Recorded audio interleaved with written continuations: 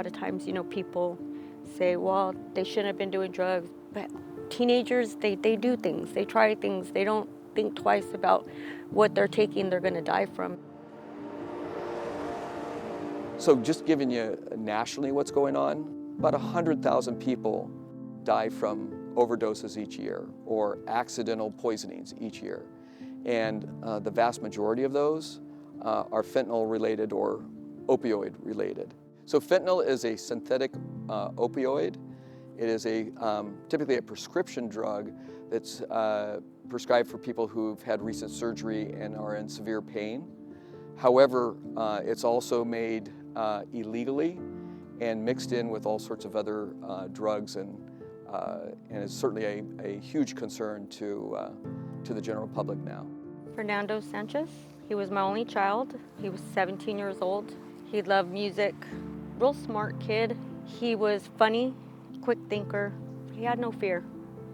He lived life like nothing's gonna happen to me, pretty much, like most teenagers.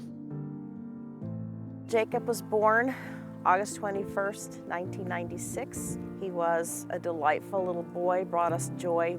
We enrolled him in all the local activities. He was in Little League, Boy Scouts. He had lots of friends. He was the youngest of my 3 children, my only son. We lost him November 28th, 2020, Thanksgiving weekend. Toxicology report said that he passed from acute fentanyl. Xanax and fentanyl were the only things they found in his system.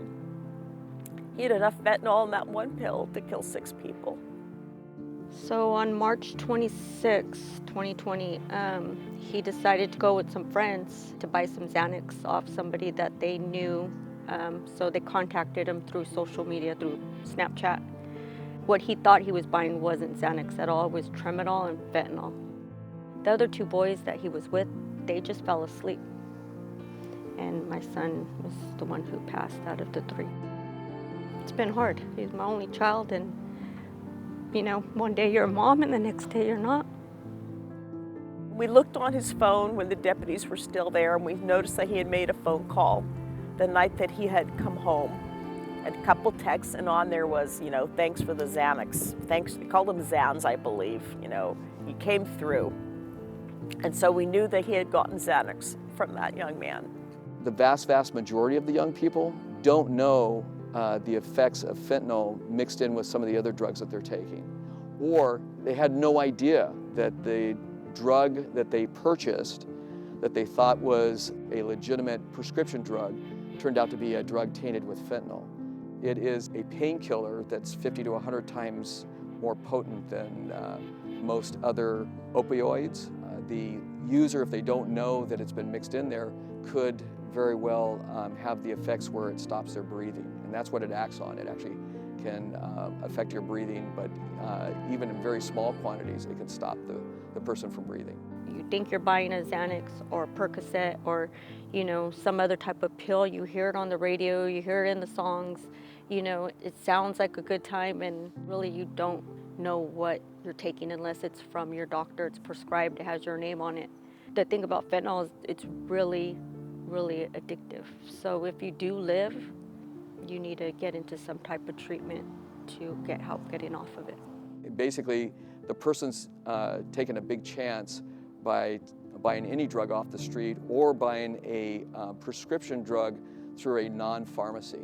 The first thing whenever you run across anybody that has fallen unconscious is to see if they're easily awakened, and if they're not, you call 911. You can then assess them for fentanyl overdose. Their breathing is affected severely. Their pupils will become pinpoint. In other words, they'll constrict quite a bit. You would see very quickly blueness that would appear on their lips and on their fingertips. After you call 911, administer Narcan as quickly as possible. There is nothing safe on the street.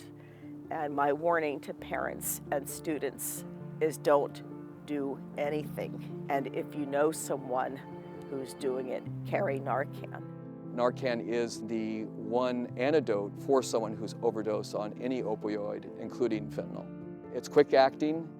It lasts only about 2 to 3 minutes, so they may need a second dose depending on how severe the ingestion or the injection that they received of the fentanyl or any other opiate might have gotten into their system.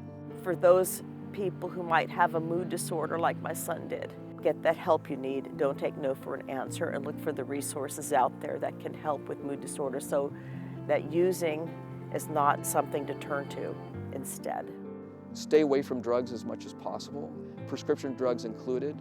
They are addictive, particularly the ones that are opioids anyway. But if you're around friends that are using it, letting them know the dangers that they're placed themselves in. And certainly staying with them if they do take the drugs, so that you can call for help if something, God forbid, happens.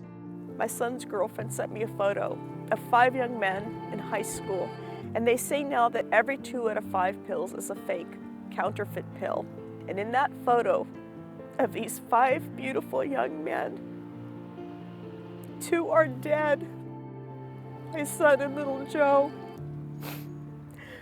And if that doesn't really say the statistic of 2 and 5, I don't know what else would.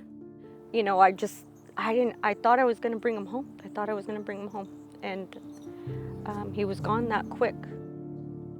There's nothing that I could do to get my son back. My son's gone. But if just one kid was saved from hearing his story, then